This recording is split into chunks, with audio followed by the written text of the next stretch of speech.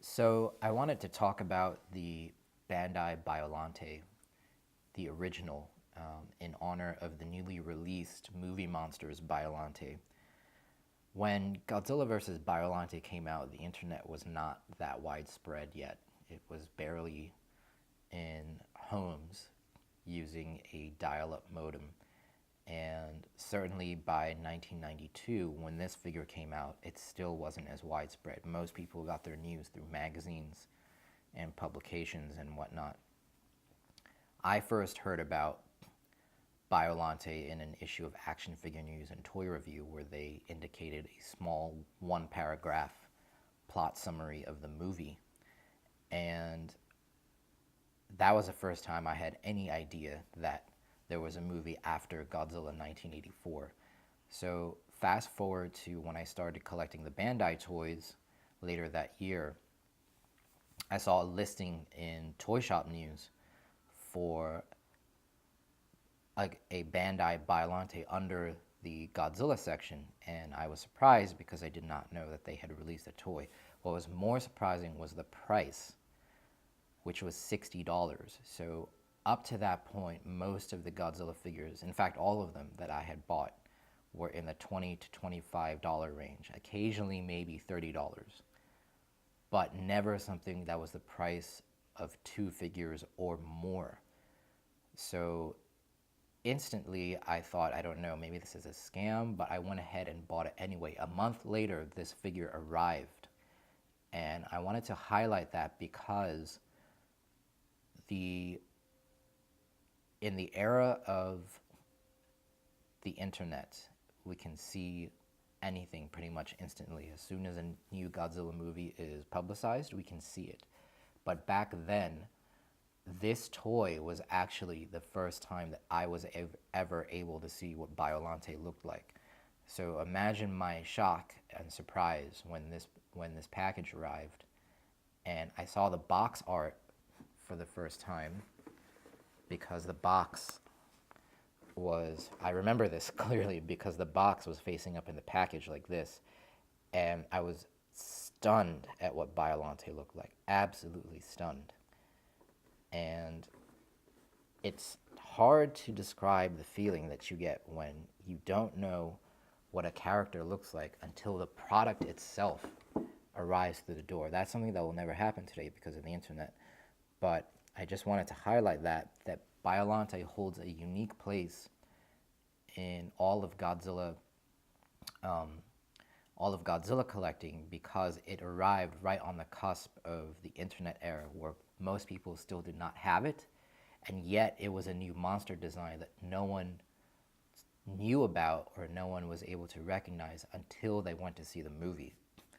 And of course, since the movie was released only in Japan, all of us here in the US and the West did not see the movie, and the first image of Biollante came much later. In my case, it was the actual toy. So just to get a little bit into the box, there's a nice bio here on the side with a profile of the toy. In the back, this is really cool. This is a sort of a profile view of a selection of the 8-inch Bandai scale toys. Very, very cool.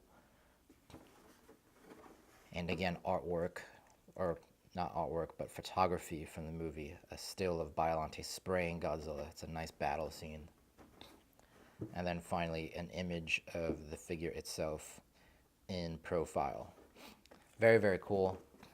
Like I said, one of the few Bandai toys to require a box. If you open it on the inside, sorry, it's sideways, you can see a shot. This is the same still that they used for the tag of the new Movie Monsters Biollante. So there's a story here, and then it's just a cardboard insert to protect the figure. So setting aside the box, let's take a look at the figure itself. So for the factors that I just described before, like being the first time that I actually saw this character, or this kaiju, was being this actual toy, at the time I gave it a lot of credibility in the sense that I assumed it was accurate, and it is to an extent. But if you look and compare the stills versus the toy, you can see that the toy has some drawbacks, mainly being that the,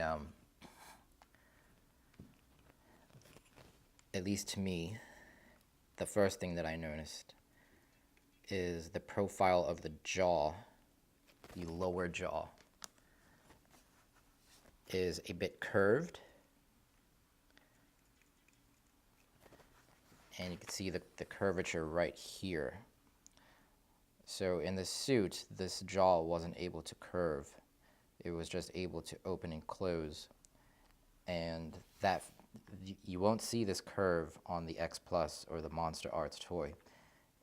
It's kind of a more organic looking sculpt than it's supposed to.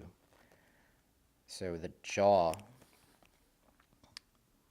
that's a little bit more clear. So you see the jaw kind of dips down when it should not, which implies that there's kind of like an extra muscle or I don't know, I'm not a doctor or a biologist or whatever, but there's some sort of extra bone mechanism that enables the jaw to dip lower, and that's not quite accurate. But overall, the main thing that this toy suffers from is that it suffers from the same issues that Bandai toys of large kaiju, meaning kaiju larger than Godzilla in the films, what they suffer from. And what they suffer from is that they size the toys to be the same height as Godzilla, or within the same size as Godzilla, but not the same scale.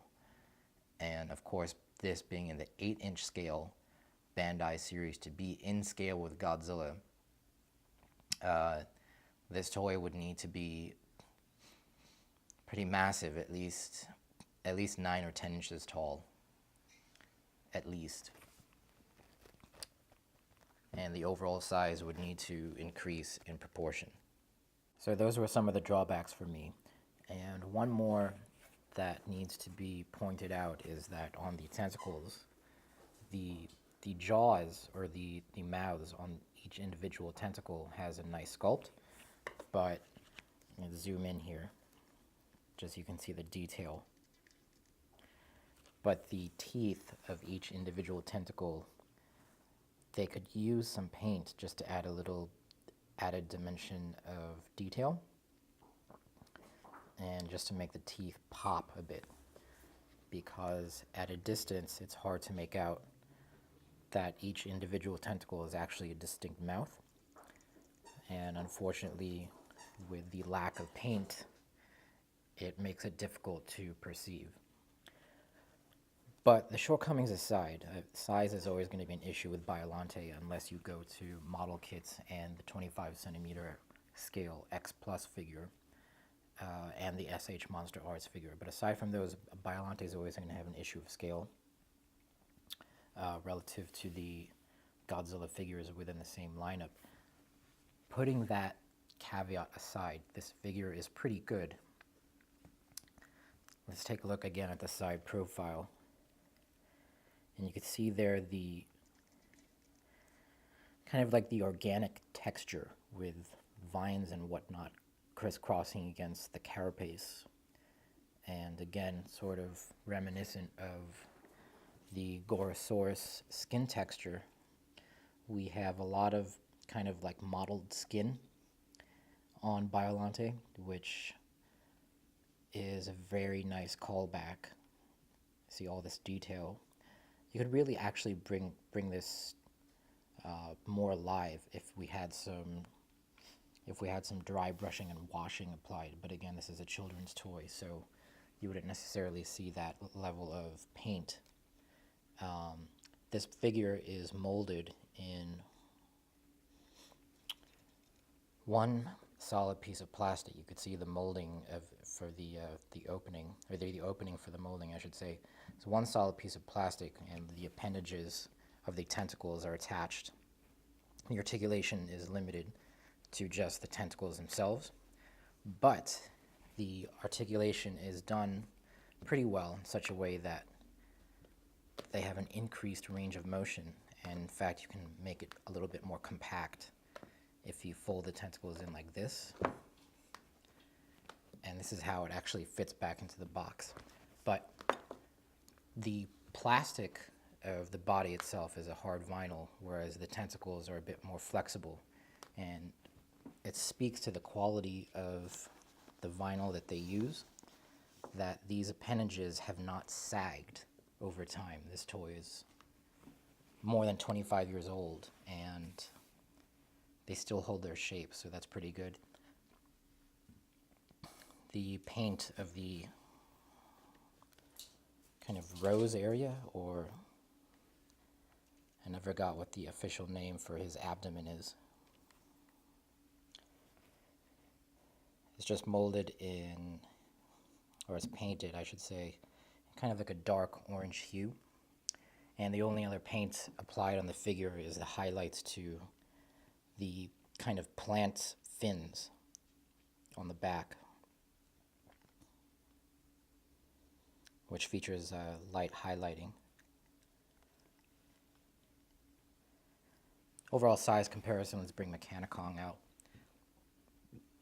And Mechanicong is not that tall of a figure for the Bandai 8-inch scale, but you can see that in order for a Godzilla figure to be in scale with this, the head of Godzilla should come just about to the top or to the center of Biollante's mouth. So it is undersized for the Bandai 8-inch scale.